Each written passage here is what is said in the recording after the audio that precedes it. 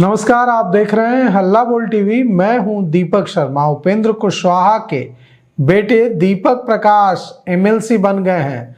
राज्यपाल ने देवेश कुमार की जगह उपेंद्र कुशवाहा के बेटे दीपक प्रकाश को मनोनीत कर दिया है और अब संकट जो बन गया था, संकट जो खड़ा हो गया था दीपक प्रकाश के मंत्री पद पर, वह भी सदा सर्वदा के लिए दूर हो गया है। अब दीपक प्रकाश एमएलसी हैं और पंचायती राज मंत्री बने रहने में किसी तरह की कोई बाधा नहीं है।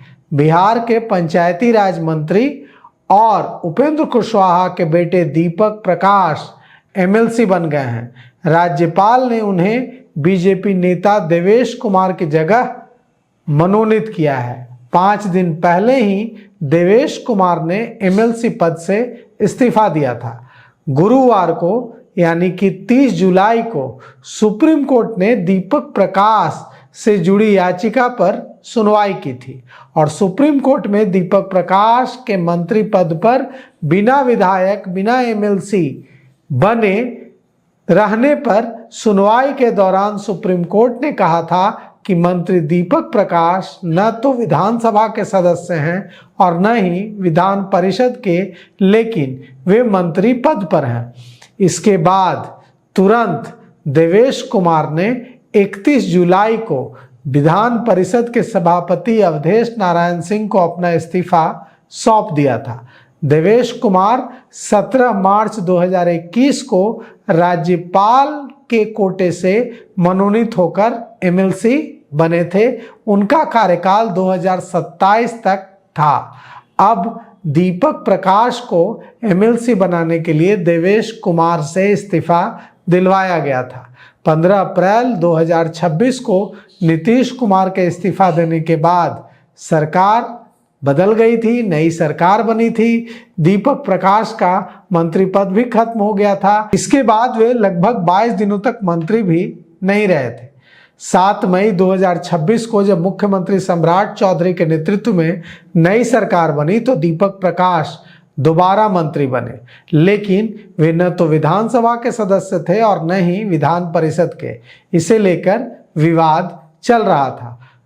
अब सुप्रीम कोर्ट अपने एक पुराने फैसले में इसे लेकर सब कुछ साफ कर चुका था। सुप्रीम कोर्ट के साल 2001 के एक फैसले में कहा गया था कि मामला SR चौधरी बनाम पंजाब राज्य में कहा था सुप्रीम कोर्ट ने कि एक गैर विधायक मंत्री 6 महीने के भीतर चुनाव अगर नहीं जीत सकता, विधायक या एमएलसी नहीं बन सकता, तो उसे मंत्री पद पर नहीं रहना चाहिए।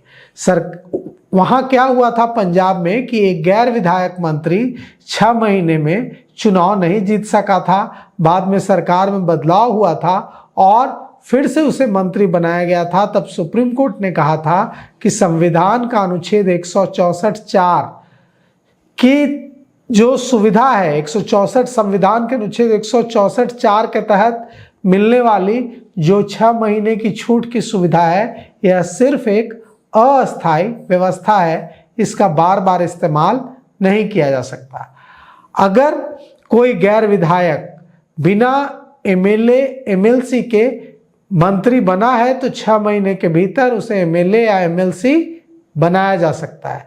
उसे इस्तीफा दिलाकर या मंत्रिमंडल का पुनर्गठन करके बार बार मंत्री नहीं बनाया जा सकता।